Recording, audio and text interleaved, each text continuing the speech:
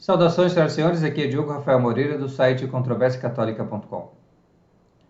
Enquanto para o católico estamos vivendo em um tempo de jejum e de abstinência, um tempo de penitência verdadeira, penitência corporal, para aplacar a ira de Deus e obter a sua misericórdia, obter o perdão pelos nossos pecados contra Ele, contra as suas leis, contra a sua santíssima vontade, para o mundo isto é um grande exagero.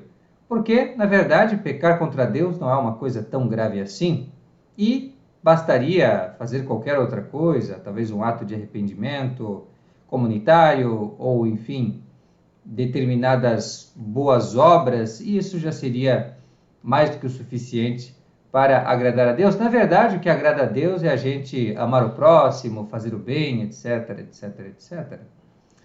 E disso nós vemos que, enquanto da nossa parte há um certo esforço para tentar seguir em frente nos rigores da Quaresma, e somos exortados assim pela Igreja, pelo menos nós que seguimos a liturgia tradicional, aqueles que infelizmente abraçaram as mudanças que foram causadas no catolicismo pelo Concílio Vaticano II, relaxam bastante em matéria de Quaresma e parece que o carnaval ainda não acabou, eles ainda seguem nesse ritmo com as marchinhas da fraternidade, chamadas de hinos da campanha da fraternidade, com balanço dentro da igreja e outras práticas ridículas que, na verdade, só servem para distrair e afastar as pessoas do espírito quaresmal.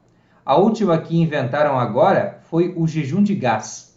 Saiu no Observatório Romano essa semana uma matéria em que eles falam que a proposta para essa quaresma não é fazer abstinência de carne, não é fazer o jejum de verdade, jejum corporal, de alimentos, mas é fazer o jejum de gás para ajudar a Ucrânia a vencer a Rússia na guerra, para fazer um boicote seguindo as diretrizes da União Europeia, dando-se assim a César o que não é de César e tirando de Deus o que é de Deus, que é a Quaresma. A Quaresma é para Deus, não é para o homem.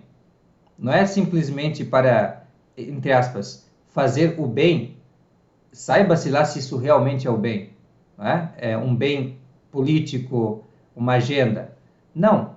Trata-se realmente de algo que se aplica a todos nós sem exceção, algo que não tem partido político, que não tem agenda, mas que é o nosso dever de fazer penitência. Algo necessário.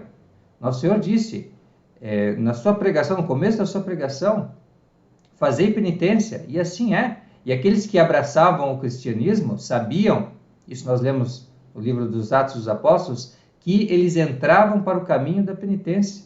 Então é algo característico do cristão. E os nossos grandes heróis da fé, como Santo Antão e São Bento, foram peritos e praticaram heroicamente essa virtude da penitência, a qual nós somos exortados e que precisamos fazer perante a gravidade dos nossos pecados contra Deus. E o quanto nós merecemos os seus castigos nos deve levar a maior consciência ainda de como devemos reservar um tempo no ano para intensificar a prática da penitência e assim emendar a nossa vida, obter de Deus a misericórdia e ter realmente uma Páscoa digna de um cristão. Então, esses exercícios da Quaresma, para o católico tradicional, não é matéria de opção. Mas para os católicos modernos, de hoje em dia, aí, das paróquias, das dioceses adornatas, né, abertas ao mundo, atualizadas pelo Concílio Vaticano II, abertas ao mundo moderno, então para eles não é mais assim. O jejum tornou-se uma coisa que raramente é necessário fazer e que, na verdade, pode ser substituído por boas obras, por qualquer outra coisa, e atende também a considerações de caráter econômico. Por exemplo, se você é muito pobre, não precisa fazer jejum. Tente fazer alguma outra coisa, alguma boa obra, oração, por exemplo. Você pode rezar mais na Quaresma e isto será suficiente. Mas de onde que surgiu isso? por que começou a ser uma coisa facultativa, o que desde os tempos das catacumbas, os cristãos eram perseguidos, era uma coisa observada pela igreja.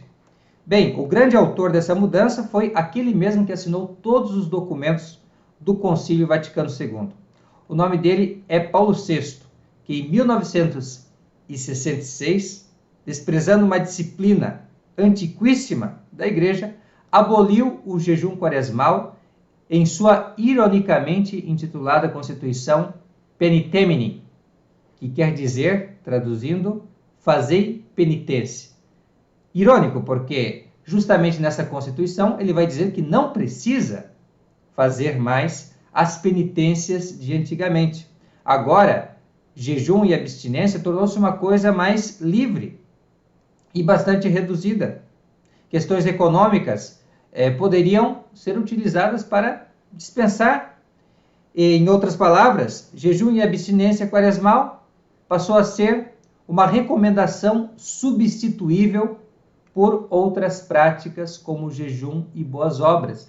E assim, então, se fala de jejum agora de uma maneira análoga, não como jejum como nós entendemos propriamente, jejum de abster-se de alimentos, reduzir drasticamente o consumo de alimentos nesse tempo, mas jejum, por exemplo, como agora, esse jejum bastante questionável de gás. Então, nós não vamos consumir gás porque os russos vendem gás para a Europa, para a Itália, para a Alemanha, para a França, e com isso fazem dinheiro e alimentam a indústria da guerra. E assim, então, nós vamos fazer o jejum de gás. Como se a Europa não estivesse alimentando a guerra também.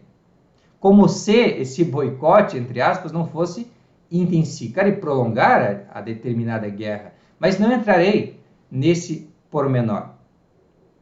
E ainda é incrível como eles próprios se contradizem, porque se agora, permitam-me fazer essa digressão, a Europa está nas mãos da Rússia em matéria de gás natural, que é justamente todo o objetivo do boicote saído no Jornal do Vaticano, do Observatório Romano, impedir que a Europa fique comprando tanto gás da Rússia. Qual que é a causa disso? A causa é que a Europa utilizava outros meios de obter energia, como, por exemplo, energia nuclear, e aqueles mesmos senhores desses movimentos Laudato Si, desses movimentos ecológicos, diziam para a Europa não fazer isso, não utilizar a energia nuclear, que alimentava a sua indústria. E assim a Europa teve que cair, principalmente a Alemanha, no colo da Rússia. Isto é consequência da mesma ideia de culto e veneração à Mãe Terra, de Laudato Si, de ecologismo, que eles estão apregoando agora para boicotar o uso do gás natural. Mas veja, uma coisa acabou levando a outra, a mesma agenda incoerente do ecologismo, que também levou a essa guerra, esse conflito, digamos, porque está alimentou, jogou dinheiro para a Rússia poder fazer isso. Então veja como são contraditórios esses ecologistas, e agora pedem em plena quaresma o sacrifício não a Deus, mas o sacrifício a César, o sacrifício do gás, para que assim se possa vencer uma guerra. Ou seja, um motivo totalmente temporal, totalmente contingente, totalmente parcial, totalmente enviesado politicamente, e não aquilo que deve ser o motivo sobrenatural, que está além dessas coisas desse mundo e do dia, que nos deve mover à prática da quaresma, dos exercícios quaresmais. Agora, permita-me dizer mais uma palavra importante para que você entenda a causa das coisas. Como que nós chegamos ao jejum de gás? Como que a mentalidade católica foi deturpada e alterada por essas reformas? Não foi somente uma questão de legislação do estilo deixa fazer, deixa abandonar as práticas do jejum e da abstinência, isso não importa mais, isso é ultrapassado, o homem moderno não suporta mais fazer essas coisas de caráter corporal, a não ser que se trate de perder alguns quilinhos, quem sabe aí nós fazemos alguma penitência corporal, ou então de sair bem na foto, ficar em forma, e com um corpo escultural, então aí, nesse caso, nós fazemos muita penitência, inclusive, mas não para Deus, e sim para nós mesmos, para o nosso amor próprio, para o culto deste homem moderno que é, na verdade, o Deus, com D minúsculo, da nova religião do Concílio Vaticano II. Mas, se eles mudaram as leis, era uma grande necessidade que mudassem também, não poderia deixar de ser assim, as próprias orações da Santa Missa. E aqui, então, cai por terra aquele mito de que a missa foi traduzida. A missa era em latim e passou a ser em português. Falso. Isso é uma grande mentira. A missa era em latim e era de uma maneira, e ela foi mudada, ela foi transformada. Uma das mudanças foi a língua, foi para o português. Mas eles mudaram principalmente o conteúdo das orações. E isso passa despercebido pelas pessoas. Mas isso efetivamente aconteceu. E aconteceu, inclusive, em decorrência de uma determinação do próprio Concílio Vaticano II, que previa uma reforma no texto, na letra mesmo, do missal romano. As orações veneráveis, então, que a igreja tinha e que rezava pelo menos, em números conservadores, há uns 1500 anos, que eram veneráveis pela sua idade e ainda mais pelo seu conteúdo, foram alteradas pelo grupo de estudo número 18 da Comissão da Reforma, estabelecida pelo mesmo Paulo VI, em decorrência do Concílio Vaticano II. Isso significa que nos anos 60 não mudaram apenas a língua das orações, como alguns pensam erroneamente até hoje, indo-se do latim ao português, mas mudou-se principalmente o conteúdo das orações, indo-se do catolicismo ao modernismo, ou seja, do culto do Deus verdadeiro, ao qual oferecemos nossa penitência, para o culto ao homem moderno, em prol do qual agora se oferecem balanços, hinos fraternais e desinvestimento em combustíveis fósseis. Foi o próprio Concílio Vaticano II que deu licença a essas alterações, quando, em seu documento sobre a liturgia, chamado Sacrosanctum Concilium, diz que, nesta reforma, tanto os textos quanto os ritos devem ser compostos de modo que eles expressem mais claramente as coisas sagradas que eles significam. Essa frase dá a entender que as orações antigas já não expressam claramente as coisas sagradas que significam. Logo, era preciso retocá-las e enriquecê-las, como dizia Annibale Bugnini, o pai, com Paulo VI, da reforma litúrgica. Em seu vocabulário, retocá-las significava remover das orações palavras e ideias que não agradassem ao homem moderno, enquanto que enriquecê-las queria dizer jogá-las fora e pôr em seu lugar um texto diferente. Em seu livro Obra de Mãos Humanas, de onde tirei grande parte dessas informações, o reverendo padre Anthony Cekada resume assim as mudanças que foram feitas nas orações da Quaresma. Nas orações antigas, que foram mantidas no Missal Novo, os revisores puseram expressões como obras de penitência e ânimo pela penitência, onde outrora aparecia jejum. Similarmente, onde as orações uma vez falavam de mortificações heróicas da carne durante a Quaresma, elas agora falam de moderação e comedimento. Outra linguagem nas orações tradicionais da Quaresma mencionava o combate espiritual, a perversidade humana, a cólera de Deus contra nossos pecados, os castigos de sua ira, o castigo temporal e eterno, nossas faltas ocultas, nossa culpa, a satisfação a Deus, o erro, o fardo dos pecados alheios, nossas más ações ou tribulações. Essas orações ou foram suprimidas ou modificadas. Até mesmo Judas Iscariotes já não merece um pensamento negativo. A oração da Quinta-feira Santa, que menciona que ele recebeu um castigo de Deus pela sua culpa, foi removida. E aqui então eu abro um parênteses e recomendo que você acesse o nosso vídeo sobre Judas Iscariotes. Nós temos um vídeo, eu vou deixar na descrição desse vídeo, em que falo do caso de amor entre Francisco Bergoglio e Judas. Como ele ostenta imagens de Judas, como ele acredita que Judas, enfim, foi perdoado, etc, etc, etc. Uma ideia bastante fora, digamos assim, do pensamento católico tradicional a esse respeito. Como naquele vídeo eu vou explicar e entrando inclusive em alguns detalhes bastante interessantes, vale a pena conferir e fazer esse aprofundamento. Então, essas foram mudanças, tem outras mudanças também que o Padre Cecada menciona, mas essas são certamente as principais. Eu vou compartilhar com vocês a conclusão, geral desse estudo a respeito da Quaresma. À luz dessas supressões, tomadas em conjunto, diz o Padre Cecada, torna-se assim bastante fácil entender o que o criador do Missal Novo entendia por teologia negativa. Qualquer linguagem que enfatizasse a perversidade horrível do pecado como maior mal e suas terríveis consequências para nós neste mundo e no próximo.